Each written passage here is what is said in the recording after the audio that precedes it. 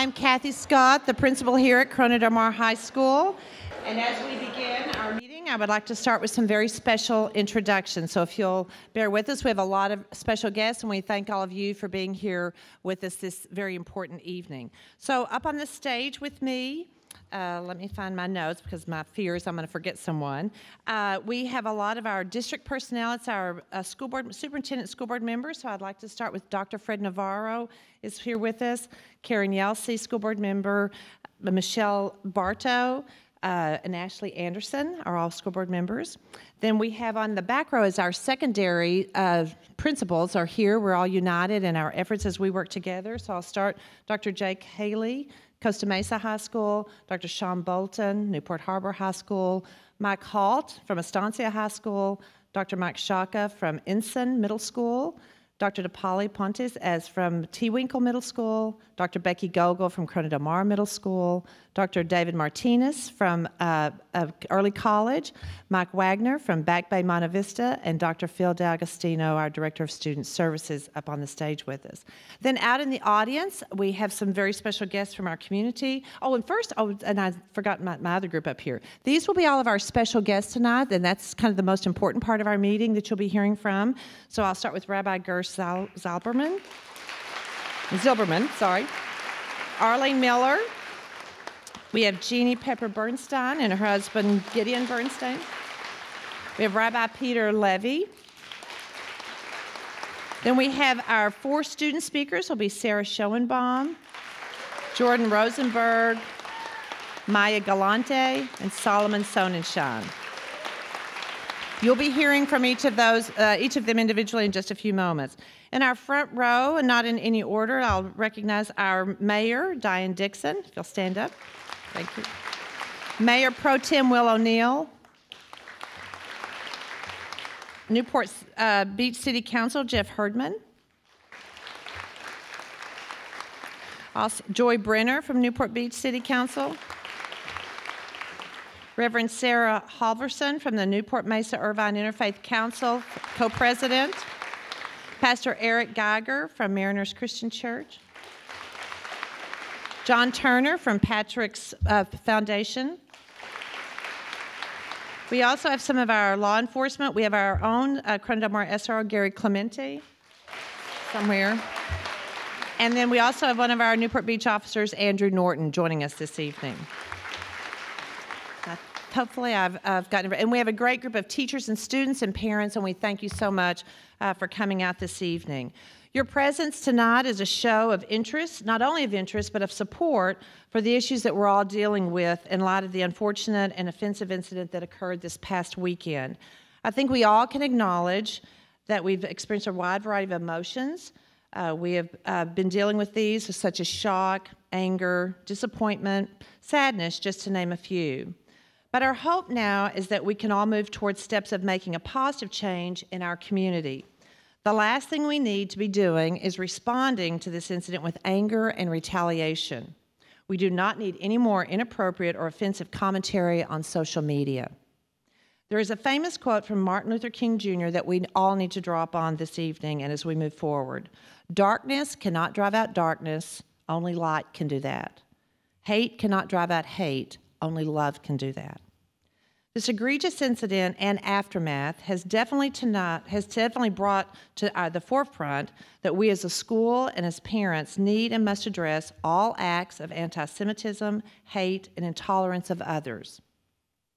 We must be united in our belief that what happens to one happens to all. From the numerous conversations we've had this week, we are all in agreement that we can use this past event as a teachable opportunity to do more to help our students learn how to make right decisions, learn what is appropriate and inappropriate humor and joking, and how to help our students stand up against and speak out against actions and activities that are offensive and hurtful to others. But to do this, we need your support and reinforcement as parents and as community members. As Dr. Bolton so clearly articulated Monday evening at Newport Harbor High School, we cannot do this alone, and this is why we are here tonight, to stand in solidarity as educators, parents, and community partners to work together to build a more loving, tolerant, and inclusive community. At this time, I would like to introduce Dr. Jake Haley, principal at Costa Mesa High School, for another statement.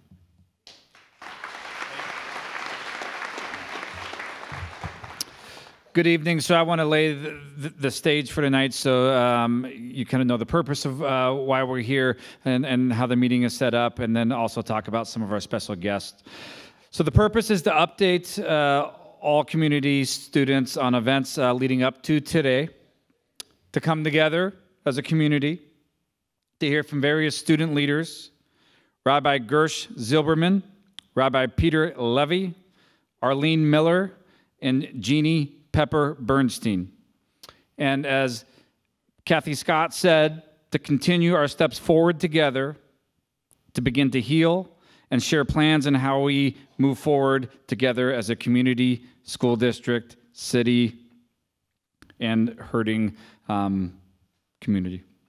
So it's my honor to introduce now the Director of Student Services, Dr. Phil DiAgostino, who's going to give us a status update.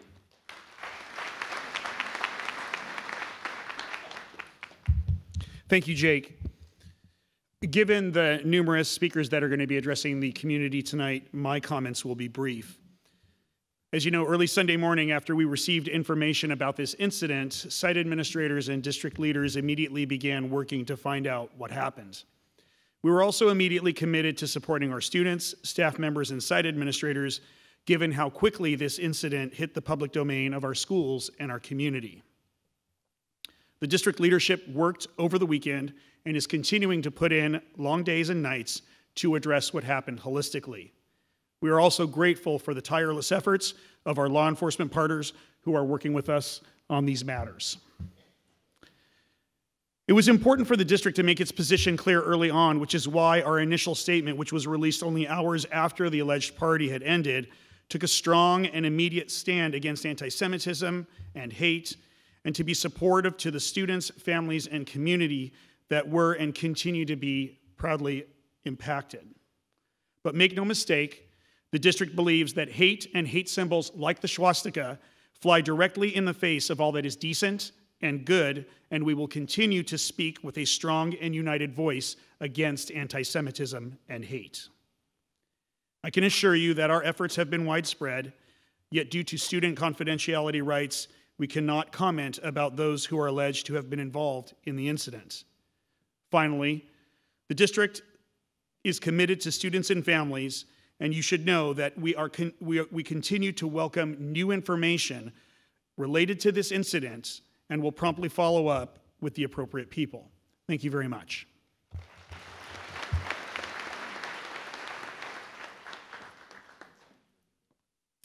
So at this time, we will be hearing from our students. I'd like to introduce Sarah Schoenbaum, and let's give her a round of applause. They're very nervous, and they were very gracious to accept our invitation to speak. So Sarah's a junior here at Corona Del Mar.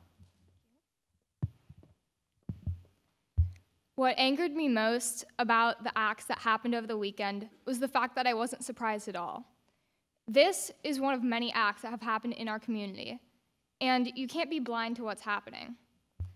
Here's a list of just a few of the things that have happened at our school.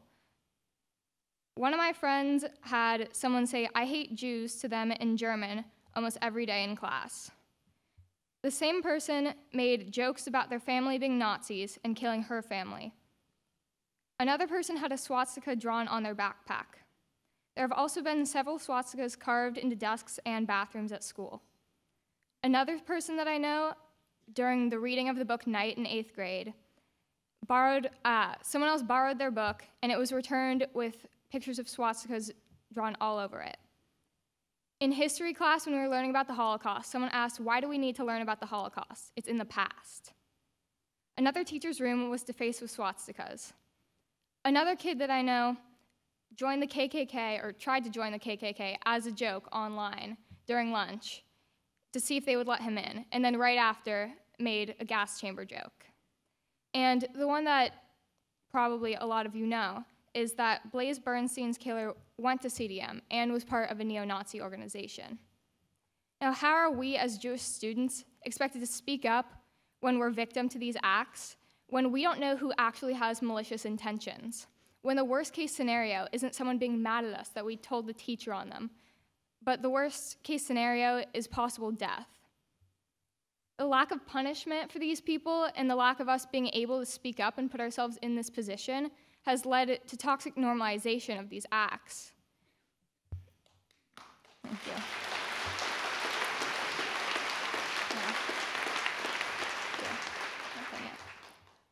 It's impossible to fully grasp what the Holocaust means because the statistics are so large, and a lot of people, their exposure generally is just through history classes, where they don't have any personal ties to the Holocaust, and they can't fully wrap their minds around what it means for 11 million people to be killed. As someone that's Jewish, I do have personal ties to the Holocaust, and I also have had the opportunity to interview multiple Holocaust survivors. One of these people, named Clara Stern, she was interviewed by us, and we compiled all of their stories into a book to be donated to the Orange County Historical Archives. So in her story, she had never told anyone, even her family members, about what had happened because it was too horrific for her to recount. But she decided that it was important enough to make sure that this never happened again, to share her story. Some of the things that she told us were how she was in Auschwitz, and she actually knew and worked with Anne Frank, digging out trenches. And then she was also transferred to the Bergen-Belsen concentration camp, where she worked carrying bodies to mass graves. 2 weeks after this interview, she tragically passed away. But she was courageous enough in her final moments to be able to relive the worst parts of her life for the sole purpose of making sure it never happened again. Just for kids like the ones this weekend to use the symbol of their suffering for a game of beer pong. It's horrible that something so tragic had to happen for the community to be able to come together and realize the true prevalence of anti-Semitism in our community and communities all over the world. But all we can do now is capitalize on this opportunity when we have everyone's attention. And the first place to start making a change is in our community, where individual voices can be heard. And hopefully this can mark a shift in our culture. Thank you.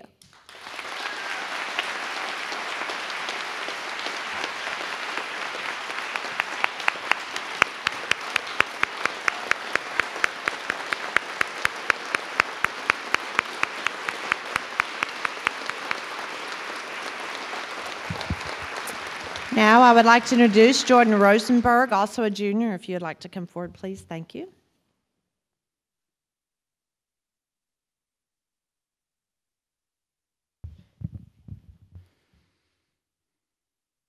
One question in here has probably gone through all of our heads this past weekend. How? How could have this happened? We live in Newport Beach. We live in the coastal Grand City in Orange County. How could something as horrible and abhorrent as this possibly even exist in a community which we thought we knew so well? This is a question which didn't have any specific age group exclusive to it. Okay? People as young as 12 years old, people, as old as 90 or even older, still thought, how could this even happen? Regardless of wherever you've come from and whatever you've done in your life, one thing's for sure, is that everyone knows in here that this is not okay. This is not something and not an example of who we are, not only as students at CDM, but as a community of Newport Beach and a country as whole.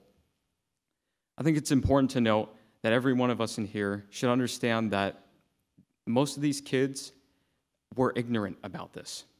Now, this does not justify their actions, but this does point out a very important issue, is we have to continue, we've said continue now more than ever. We have to triple that effort, because if we don't do that, the generation that went through the horrors of the past, their memory may not live on. It's up to my generation and generations that are in this room to continue their stories and to continue their legacies so that my children, my children's children, and the children after that will never have to live in a world pervaded by anti-Semitism, racism, and bigotry of all kinds. Thank you.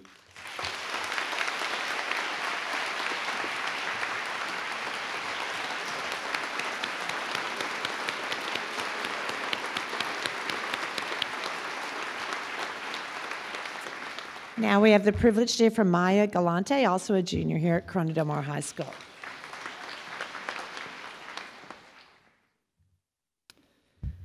Throughout this last week, through the ups and downs and the highs and lows, a quote has been stuck in my head. It goes like this: "Watch your thoughts, for they become your words. Watch your words, for they become your actions. Watch your actions, for they become your habits. Watch your habits, for they become your character. Watch your character, for it becomes your destiny." I got the text late Saturday night. I got the pictures and the screenshots of the group chats and screenshots of letters my friends started to send to the Newport Harbor and Costa Mesa administration. A lot of my Jewish friends told me that they weren't surprised because they're so used to acts like these happening, such as the all-boys school in Wisconsin posing with the Hail Salute, the Pittsburgh shooting last October, or the swastika graffiti on synagogues and Jewish cemeteries all around the world. But I'm not sure why, but all of these events never fail to shock me. These acts bring me to tears and even make me lose hope of the good in humanity. All I see around me and in my community is hate. I'm very involved in my Jewish youth group called USY. Many of my friends from my youth group that wear their USY shirts and their Jewish star necklaces to school and out in public, and I've never known why they aren't afraid. I've witnessed anti-Semitism everywhere, whether it's swastikas drawn on the bathrooms or on desks, circulating Jew jokes, and even people denying the Holocaust. I've witnessed this marginalization, this bigotry, this discrimination, and I've been too afraid to stand up to this, or even express my true self due to these hateful acts. I've always been too scared to be myself. There's discrimination everywhere. It's right in front of our eyes, and most of us aren't even fazed by it. I do believe that there are some kids that were at the party that were just honestly flat out dumb. They probably didn't recognize the sensitivity of the Holocaust and how the salute and the swastika aren't funny jokes to anyone, especially Jewish kids like Sarah, Jordan, Solomon, and I. And yet, they're still part of the problem. But then when I think about it, maybe they are anti-Semitic. We read Night by Elie Wiesel in middle school. My elementary school read Anne Frank in 5th grade. We all took world history last year and are now learning about World War II and US history this year. I still don't get why they didn't take this seriously. Was it just they tuned out everything the books and the teachers said about the importance and the sensitivity of the Holocaust? As a Jewish kid in my Spanish class said, I don't see the line between the joke and anti-Semitism, because truly the joke is anti-Semitic. No matter how much the students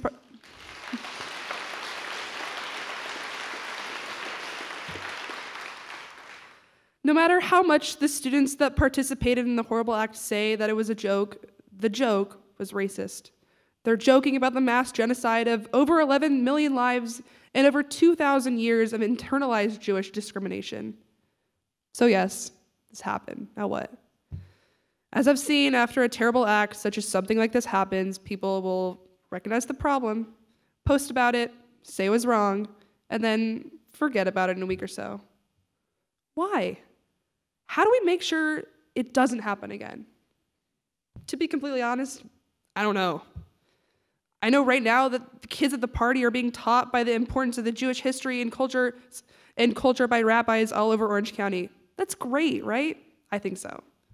Now we need to look at this on a larger scale. When we were at night in 8th grade, my English teacher encouraged us to hear a Holocaust speaker speak when they came here. Things like that can inspire students' opinions. Middle and high school are the years where kids start to form opinions separate from their parents. So when people such as Holocaust survivors or like even leaders from the ADL come to speak about the importance of the Jewish history, it can help students realize that our ancestors' past wasn't a joke. Watch your thoughts, for they become your destiny. If we can inspire our school and our students to stand up against hate, whether it's through education, poster signings, clubs, things like this, or even as small as posting on your social media about events like what happened, then I feel that we've done the right thing to set up our students for success. CDM is a high academically achieving school, and if we want to show their schools and districts that this is so, we need to make sure that none of our students act like those that were at the party. If you see something, say something. Don't judge a book by its cover. Accept all people, regardless of gender, race, sexual orientation, nationality, and especially religion. And last but not least, stand up for what you think is right, even if you're standing alone. Thank you.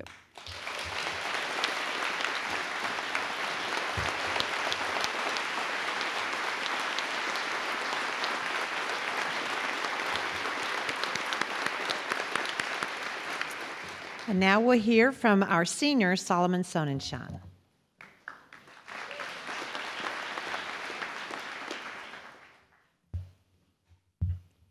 Hello, everyone. I'd first like to say thank you to everybody who was involved putting this on, those who came to speak, and most importantly, all of you who joined us here tonight to heal as a community. It's truly inspiring. I'd like to speak about something I've picked up from my senior math class taught by Mr. Zimmerman, choosing kindness. As a member of the Jewish community, I have a perspective on the event possibly more connected than most of my peers. And yet, I have lived and dealt with anti-Semitic jokes told by my friends without a second thought about how demeaning it is. My naive teenage opinion has shaped my outlook and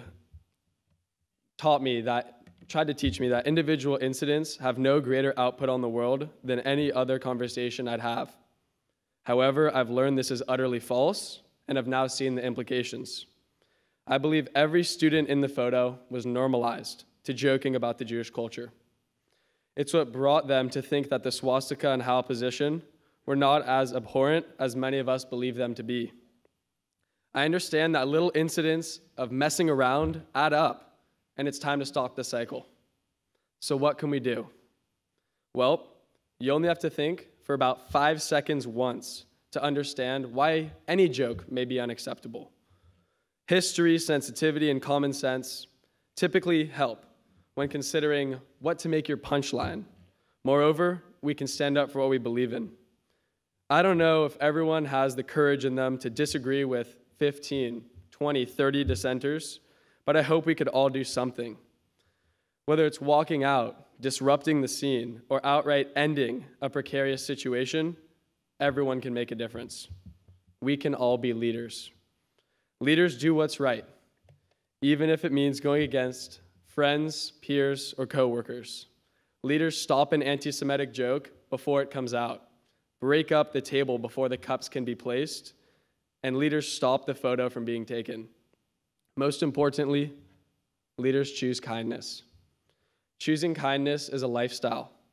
It's as easy as giving a compliment, and it extends as far as living, breathing, acting, eating, drinking kindness.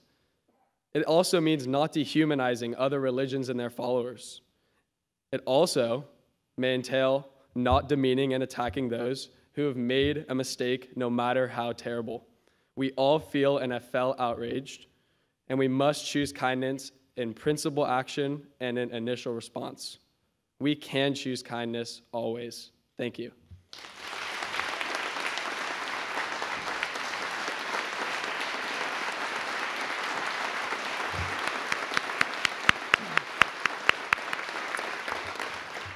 Thank you, Sarah and Jordan and Maya and Solomon. At this time, I'm very honored to introduce Rabbi Gerson Zilberman from Temple Bat Yam.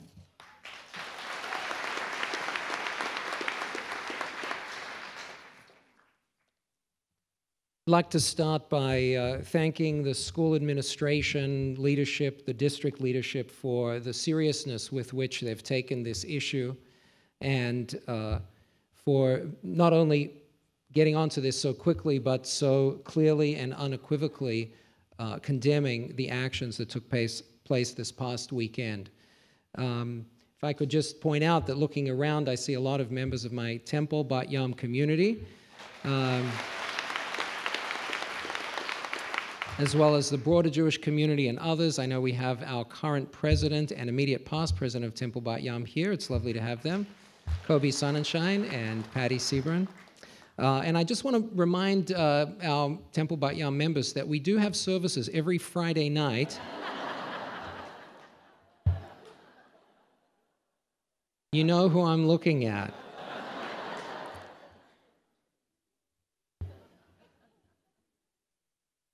Now that's an appropriate joke.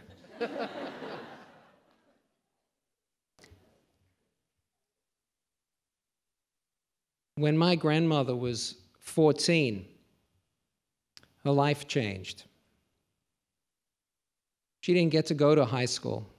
She didn't get to go to a nice high school by the beach with state-of-the-art theater. Instead, she was transported to a slave labor camp where she spent her teenage years. At the age of 20, when the war was over, she discovered that virtually her entire family had been murdered. My grandfather was a young man when the war began. He was an officer in the Polish army, and he was Jewish. He fought the Nazis, and he was captured. At the end of the war, he too returned to find what had become of his family. None of them were left, and that included his wife and small child. So after the war, my grandfather and grandmother met. They started life again. They had my father and my uncle. They worked hard. And if they were alive today, they'd be appalled. They'd be appalled at the rise of anti-Semitism that we're seeing around this country and around the world. They would be appalled that the lessons that should have been learned 100 years ago, 50 years ago, 70 years ago, still need to be taught. There can be no excuse for what transpired over the weekend. There can be no excuse for anti-Semitism in its most tragic forms, like we saw in Pittsburgh just a few months ago, as we saw in Paris, in rallies like in Charlottesville. And there's no excuse for anti-Semitism, even when it is presented in jest or in some kind of twisted irony or with an attempt to be edgy. There's no doubt my grandparents, who lived through the Shoah and the Holocaust and lost almost their entire families, would be appalled. But they'd also feel hopeful. They'd feel hopeful because when anti-Semitism strikes today, people gather just as we're gathering this evening. Folks rally to support the Jewish community. People in positions of leadership stand strong in the face of anti-Semitism. That didn't happen in Germany in the 30s and across Europe in so much of the 40s. And this reminds me of a story that most of us will know from the Bible that is shared by Jews and Christians. The first brothers didn't turn out too well. Cain, of course, murdered Abel.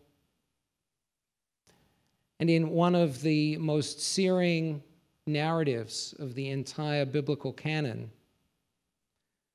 God asks Cain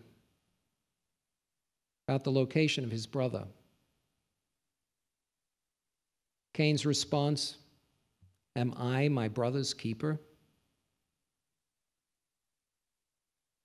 Some would argue that the entire Bible is the answer to that question. Am I my brother, my sister's keeper? The whole tradition is to teach us that the answer is yes.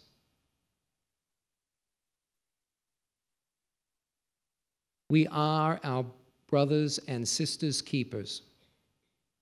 whether we believe that story to be historically true or true in a moral sense. We are our brothers and our sisters' keeper. This week's incident is not just about a few kids at a party. This is about a casual approach to a serious issue of anti-Semitism, as well as bigotry of all kinds. If we remember to stand with each other as brothers and sisters, we can say no to anti-Semitism and to hate. So when you're wondering whether you should stand up, remember Cain's response. Am I my brother's keeper? Amen.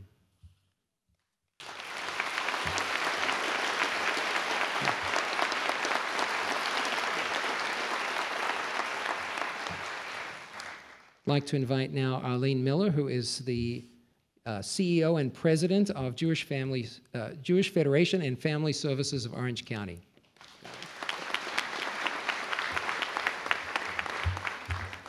Thank you, Rabbi Gerson. Also, thank you to the entire Newport Mesa School District for all that you're doing, for the students who had the courage to stand up today and to speak, and for all of you who have made the choice to come and be with us here today. I also want to point out that our board chair, Lori Schwartz, is here with us today, and she's raised her hand there. And we have also many community members who support Jewish Federation and Family Services. So before I start, I want to acknowledge some very special individuals who are here with us tonight. So I'm going to ask for the Holocaust survivors in this room to please stand up. I'll give you a minute to stand. All of our Holocaust survivors.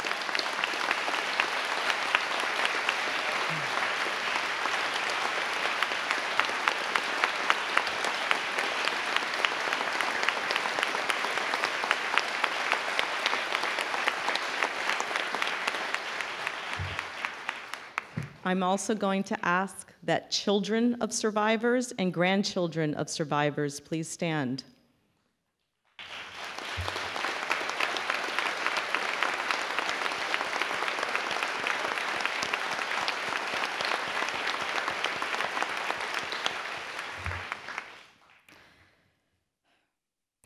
The survivors that are with us tonight represent just a few of the 300 Holocaust survivors that live here in Orange County.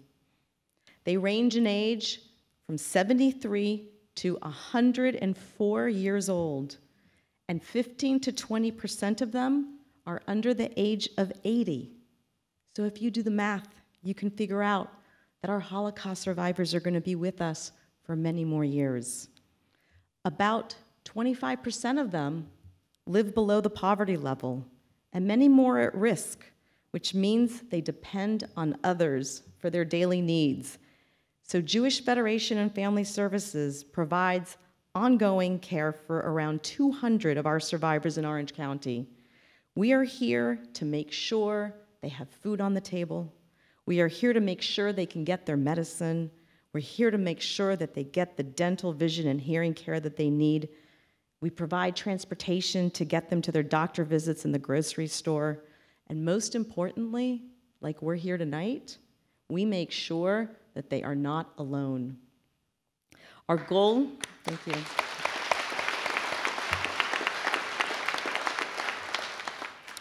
Our goal is to ensure that the Holocaust survivors in our community can age with dignity. And we're able to do this in part because of support for Jewish victims of Nazi persecution from the Conference on Jewish Material Claims Against Germany, as well as support from our community. So the incident we witnessed over the weekend was challenging. It was hurtful, especially to our Holocaust survivors. I spoke to one of them, and she shared with me that she couldn't sleep all night that night. All she could do is remember again and again her life during those years and the pain and the hurt that she endured. And she is so troubled by this. But we know that together we can get beyond it. And one of the best ways we can combat hate and ignorance is through education and awareness. There are many ways that as a community, as a school, as parents, as students, everybody is going to be inspired to do something, to take action. So one of the things that I encourage you to do, because it's just coming up next month, is to join me at Pacific Symphony's performance of Defiant Requiem, Verdi at Terezin on April 16th. It's a program about the Jewish prisoners in the Terezin concentration camp during the Holocaust who used artistic expression as a form of resistance. So again, I want to thank you all for being here at the Corona Del Mar High School and showing your care and concern for our community. So thank you.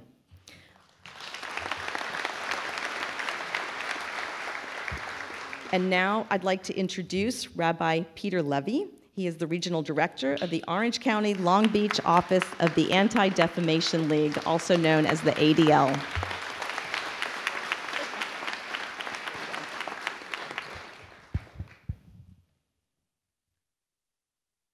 We can't just talk about this one incident.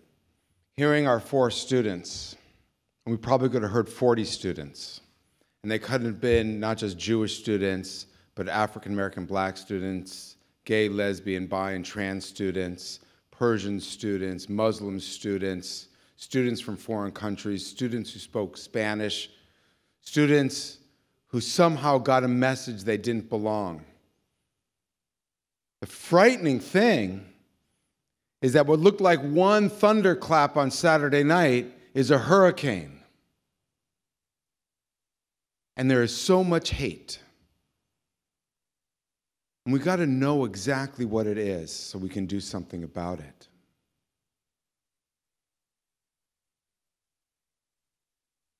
ADL, one of the many things we do after fighting hate for 100 years is we keep statistics. And our last statistics on on anti-Semitic incidents in particular show that in the country we had a 57% increase in anti-Semitism from one year to the next. 57% increase. And that's not even the frightening number. In K-12 public schools, the increase was 94%. Public schools are leading the way in hate. And that's just anti-Semitism. And if that piece of the hate pie is getting bigger, you know, based on religion, race, creed, color, religion, sexual orientation, gender identity, country of origin, are all seeing massive increases. What we're seeing is not just an increase, but a normalization of it. And this is the horror. This morning, I sat with the families of the students who were at that party on Saturday night. And in conversation, how did this happen? The dominant response was, I wasn't thinking. And if we're not thinking, which happens to all of us, but when we're not thinking, we go to our default place. Sometimes I just find myself at home. I'm like, how did I drive here? Right? We'd go on autopilot. We're sleepwalking through life. And what's happened is that our sleepwalking through life, when we're not thinking, the default area is hate and bigotry and anti-Semitism and racism and homophobia and Islamophobia and xenophobia. That has become the new default, and that is horrifying. It's not one incident. It's not one lightning strike. It's a hurricane. Now, right now, when you got a storm, you need an umbrella. And that's what our coming here to do right now. This is an umbrella. We need a little protection. We need to be together. And I am thankful for the deep concern from our educators on the district and all our schools, from the interfaith and cross-cultural communities that have really reached out. I'm really grateful for that. And our gathering here and everyone here who deeply cares. But we know that an umbrella helps in a storm, but an umbrella is pretty useless when we're looking at climate change. And that's our problem. We got a problem with the climate on our campuses. We got a problem with the climate on our internet. We got a problem with the climate in our country, and we got a problem with the climate in our world. And that's the work that we have to commit to. This umbrella is important. We need this now to know how to move together and who to move together with. But the work is deep, and the work is challenging, and the work is radical. And it's not just about anti-Semitism. It's in bigotry in all its forms. There are too many marginalized people in this school, in this community, in this county. That's our task. That's what it's all about. And why do we call this out? Kids, drinking game. Stupid, okay. It's happening all over the place. No one was really harmed. Here's why we call it out. Because words matter. Right? I think Maya said it beautifully. When words, when jokes, when memes, when stereotypes become normalized, that creates a foundation. And something uglier will build on that foundation. It starts with prejudice. We prejudge all people. Then we start with exclusion, with bullying. And then it escalates. Whenever we normalize one hateful expression, it normalizes, it sets a foundation, and it grows. That's why we call out at the base, so we don't even start that foundation of hate. Painfully, we know too much in our community what can happen and what has happened when we normalize hate in all its forms, bigotry in all its forms. I hope you're not just here tonight. I hope that you're part of the long-term, hard work, slow, incremental change to create a healthy campus climate at CDM, in Newport Harbor, in this district, throughout this county. Because we need it. We need it badly. A friend of mine, a dear old friend from a long time ago, knows it painfully more than any of us. She's going to share her story. I'd like to introduce Jeannie Pepper Bernstein.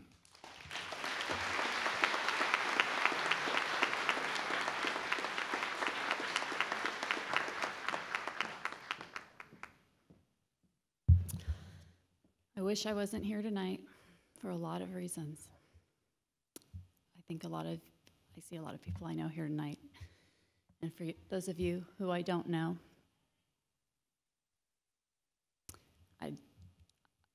I know we have a lot of work to do, and you need to know my story if you don't. And if your children don't know our story, then they need to know.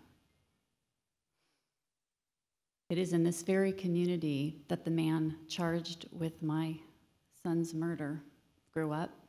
He went to this high school. He graduated in 2016. My son was just 19 years old when he was murdered. It happened just last year, at the beginning of 2018. If these kids knew what happened to my son, were they completely insensitive to a neo-Nazi culture, to what that means? And if they are so insensitive, why? How have we failed them as a community? What has this community learned from my son's horrifying murder? Did you know, did your children know, that the man that's charged with his death was part of a virulently anti-gay, racist, anti-Semitic group? He was part of that.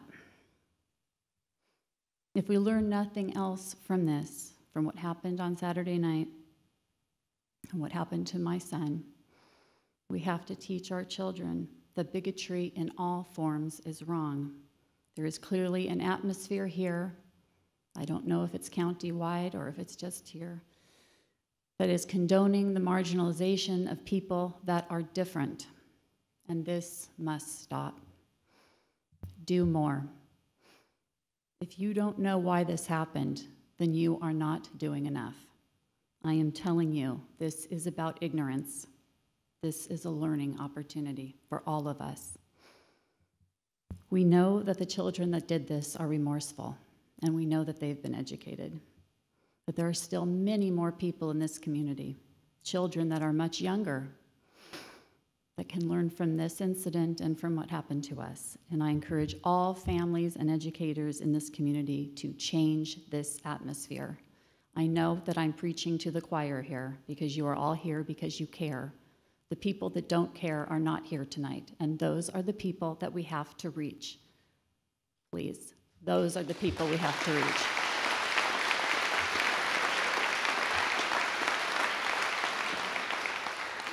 And that is our job, everyone here. You're here because you care, so reach out, do something good, and stop just being complacent, because it's that complacency that has normalized this attitude, and it has to stop. It has to be thought of as completely wrong before one single cup goes down on that table. Somebody should have thought, this is not the right thing to do. It's too late for my son and my family, but it is not too late for our community and our world. So do something good and blaze it forward in honor of my son and for you, for your community. Thank you.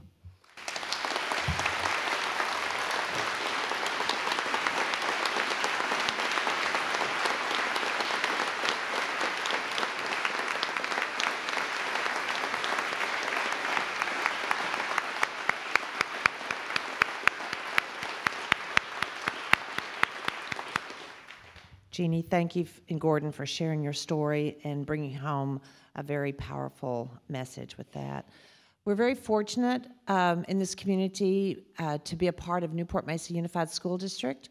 And I want to kind of go back to what Peter Levi said that, or Levy, I apologize, but Rabbi Levy said about that this may seem a little bit reactive. We just need to get the umbrella right now, and that's very important for us.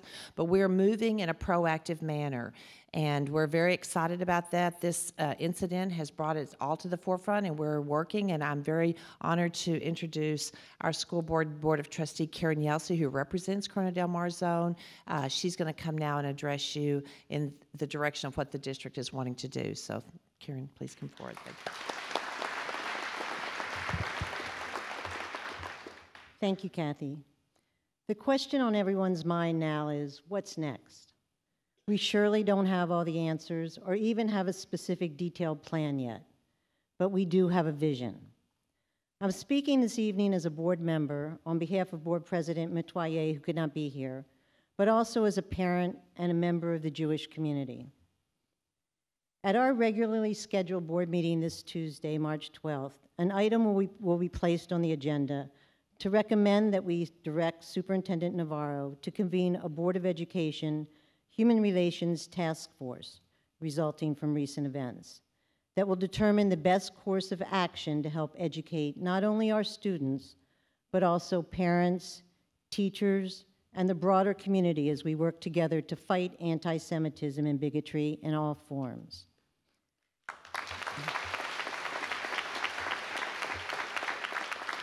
This group will be comprised of stakeholders from throughout the school community, as well as community partners, including the ADL, the Orange County Human Relations Council, and the Newport Mesa Irvine Interfaith Council. They will be tasked to determine how we can best create a more positive school culture and provide improved curriculum in our schools that will assure that the past is understood and never repeated.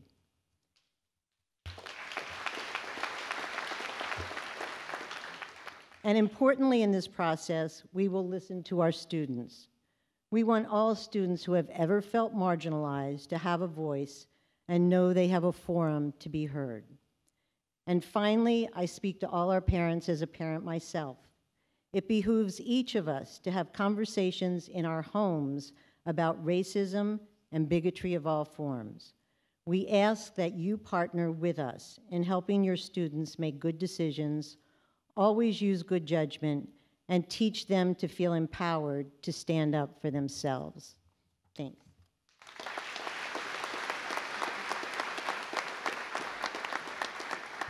Thank you, Karen. I'd like to introduce the mayor of Costa Mesa. I noticed she walked in, Katrina Foley. And at this time, I will introduce Michael Halt, the principal at Estancia High School.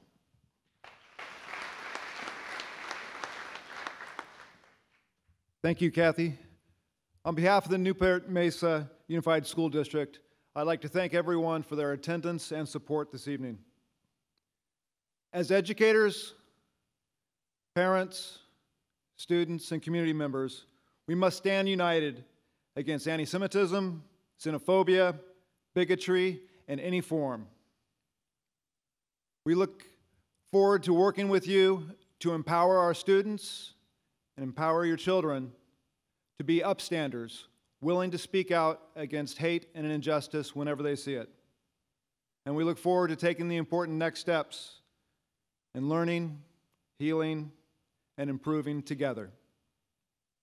Thank you for your attendance. Please know that Dr. Kirk Baumeister, the Executive Director of Secondary, and Dr. Phil D'Agostino will make themselves available at the front of the stage to answer any questions that you may have. Have a great night, and we'll look forward to making tomorrow a better day.